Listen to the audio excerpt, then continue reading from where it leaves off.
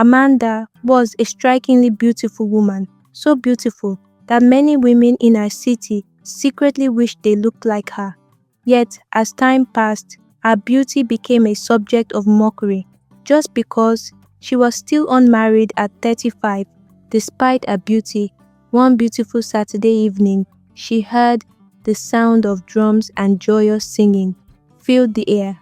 As another bride was escorted to her new home, Amanda stood by the window of her small apartment, watching as neighbors cheered and danced.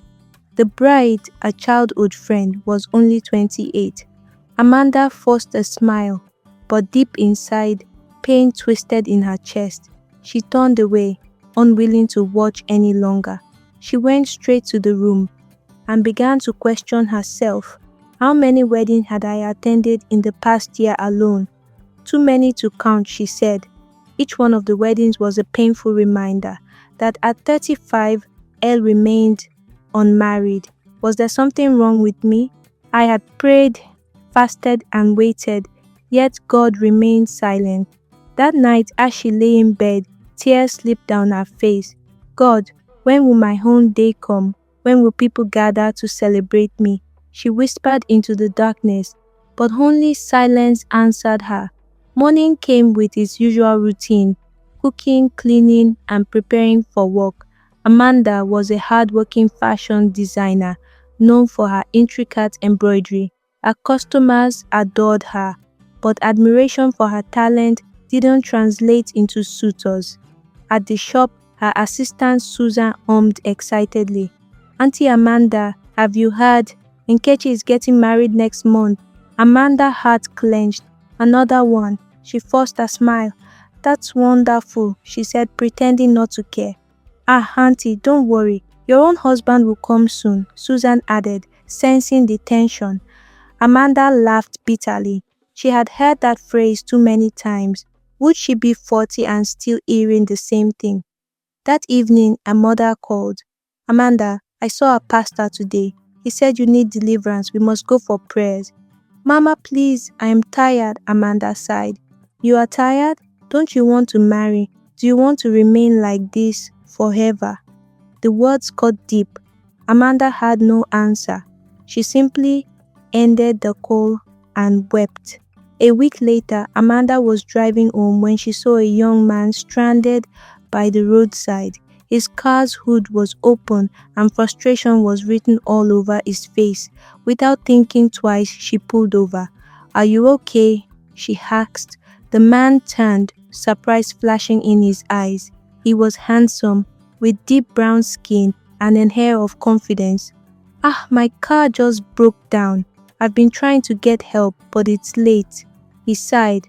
Something in Amanda softened. "Let me call a mechanic for you." "You don't have to." "Don't worry," she interrupted, dialing the number of a trusted roadside mechanic. 30 minutes later, the car was fixed. The man turned to her, gratitude in his eyes. "Thank you. Not many people would stop to help a stranger. My name is Joseph. Amanda." She replied simply. He smiled. "I owe you one, Amanda. Can I have your number?" She hesitated, then gave it to him, thinking nothing of it. If only she knew that this stranger was about to change her life forever. Amanda thought little of the young man she had helped that evening.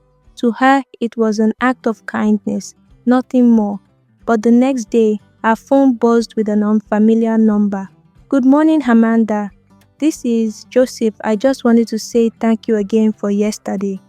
She smiled at the message, but didn't think much of it. However, over the next few weeks, Joseph continued to text and call. At first, their conversations were light.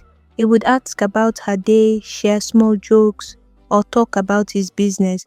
But slowly, Amanda found herself looking forward to his messages. One evening, Joseph called, his voice warm. "Amanda, I just realized I don't know much about you. You helped me, but I never asked, what makes you happy?" She laughed. "That's a deep question." "Then take your time," he said. For the first time in a long while, Amanda spoke freely. She told him about her work, her love for sewing, and the joy she felt when a customer smiled because of something she had made. Joseph listened, really listened, and felt something shift. Months passed, and their friendship deepened. Amanda still never considered romance. After all, Joseph was younger, 7 years younger, and he was wealthy, while she lived a simple life. So when one evening over dinner, Joseph suddenly said, "Amanda, I want to marry you," she burst into laughter. "Joseph, be serious," she said, shaking her head. "I am serious," he insisted, his dark eyes locking onto hers. "You're 27, Joseph. I'm 35, she reminded him. And he asked, unfazed. Amanda shook her head. "People will talk. Your family won't agree. It doesn't make sense." Joseph leaned forward. "It makes sense to me. You make sense to me." Amanda's heart pounded, but fear wrapped itself around her like a tight grip. This couldn't be happening, could it? Amanda avoided Joseph after that night. She ignored his calls, kept their conversations short, and buried herself in work. But Joseph was persistent. "Why are you running from me?" he asked one evening when he showed up at her shop. "I'm not running," she said, but even she didn't believe her own words. "Then tell me you don't feel anything for me," he challenged. She opened her mouth, but the words refused to come, because deep inside, she knew the truth. She did feel something, but she was too afraid to admit it, afraid of society, afraid of rejection, afraid of being happy. So she whispered, "This can't work, Joseph. Please understand." But he wasn't giving up. Not yet. The news spread fast. People whispered. An older woman and a younger man. It was unheard of. Her mother was furious. "Amanda, what nonsense is this? Are you so desperate to marry that you want to trap our boy?" "Mama, I didn't trap anyone. Joseph chose me," she said, tired of explaining. "Then he is not serious. He will leave you for someone younger."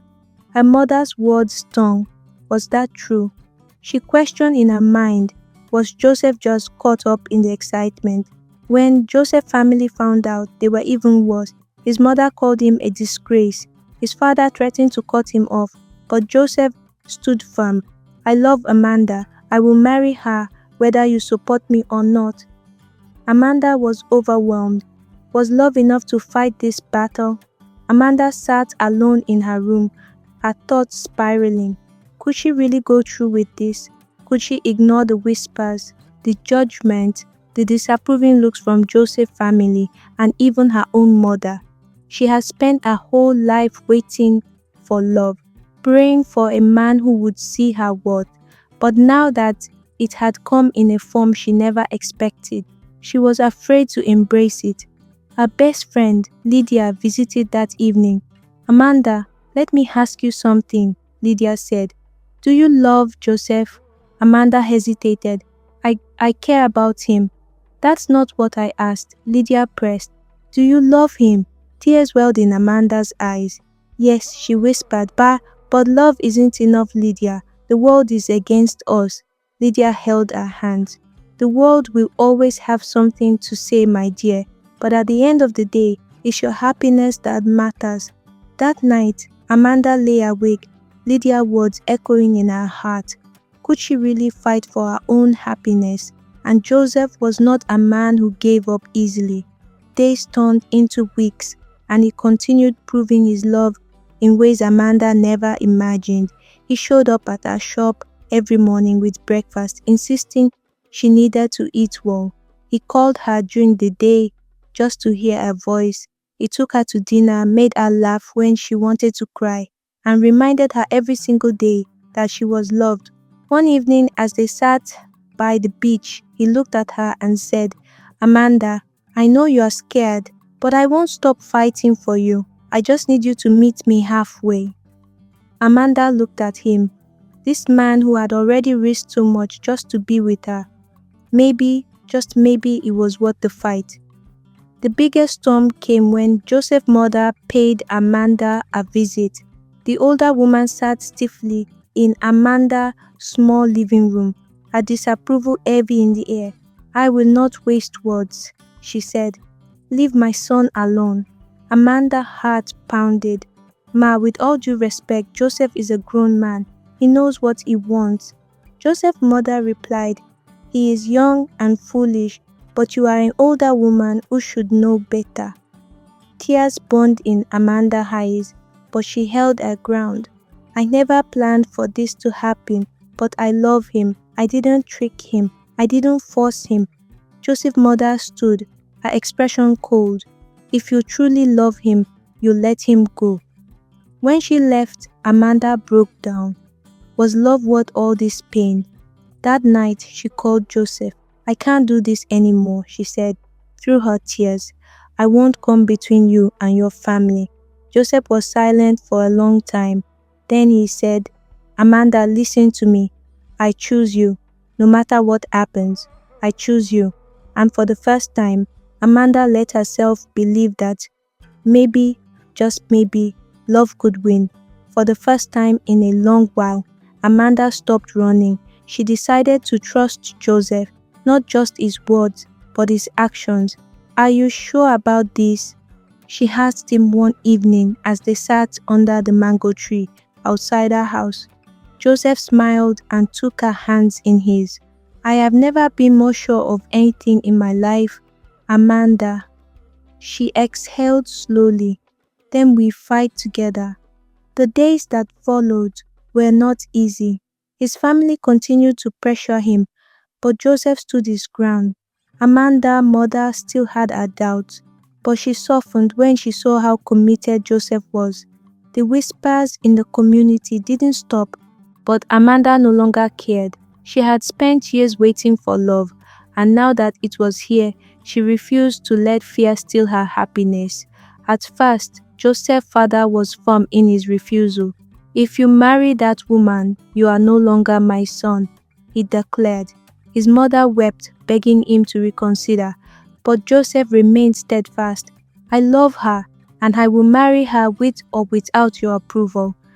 Days passed, and slowly, hearts began to soften. His mother, seeing how deeply he loved Amanda, pleaded with her husband, "We cannot lose our son over pride. Amanda is a good woman." After much thought, Joseph's father finally called him. "If this is truly what you want, then you have my blessing," he said. Joy flooded Joseph's heart. When he told Amanda, she wept tears of happiness. The wedding was a grand celebration filled with love, laughter, and the warmth of family. Friends and relatives danced, sang, and showered them with prayers. As Amanda walked down the aisle in her beautiful white lace dress, she felt a deep peace in her heart. This was her moment, and it was perfect. Despite the rocky start, their marriage flourished. Slowly, Joseph's family softened. His mother visited one day, holding Amanda's hands. "I misjudged you," she said. "You truly love my son." Amanda smiled, tears in her eyes. "With all my heart, Mama." Over time, the community's whispers changed. What was once scandal became admiration. Women who had once mocked Amanda now envied the deep love she shared with her husband. And a year later, Amanda discovered she was pregnant. It was the proof that love, true, patient, and courageous, always wins. Years later, Amanda sat on her veranda, watching her little daughter play. Joseph sat beside her, his arm around her shoulders. "Do you remember how scared you were?" he teased. She laughed. "I was terrified. But look at us now." She smiled, resting her head against his chest.